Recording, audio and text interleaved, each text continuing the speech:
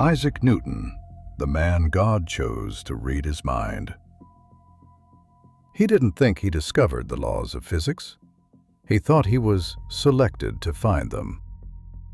At some point in the 1680s, Isaac Newton wrote something down that he never showed anyone. Not a formula, not a theorem.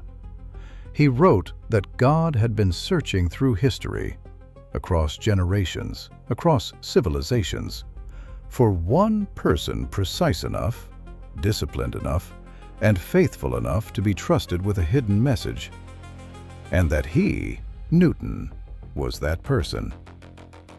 This is not a rumor. This is not a fringe interpretation. It is documented in his private papers, the same papers that sat locked away for 200 years before anyone read them.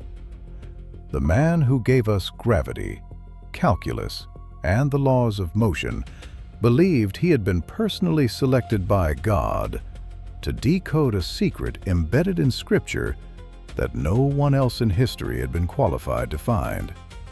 That changes everything about who he was. Here's what we know. Newton left behind roughly 1 million words of theological writing, more than all his scientific work combined. Most of it was never published. Most of it was never meant to be seen.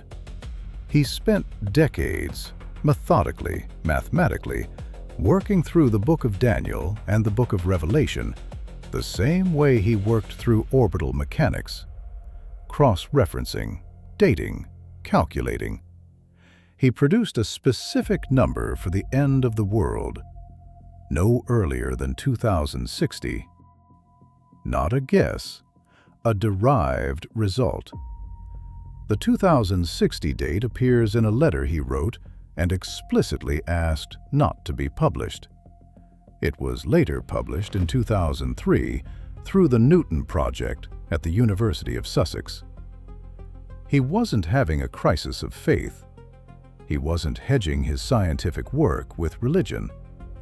He believed both were the same investigation, that the laws of the physical universe and the code inside Scripture were two halves of one message, left by the same mind for whoever was equipped to read them. And he was certain that mind had chosen him specifically. Here's where it gets strange. Newton was also a heretic, secretly, carefully, for his entire adult life. He did not believe in the Trinity. He believed that doctrine had been deliberately inserted into Scripture, a forgery introduced by the early church to consolidate power. He built a detailed textual case against it, citing the original Greek manuscripts. Modern biblical scholarship agrees with parts of his analysis. The passages he identified as corruptions are now widely recognized as later additions. He was right, and he never told anyone. The man who believed he was chosen by God was simultaneously rejecting a core doctrine of the Church that claimed to speak for God.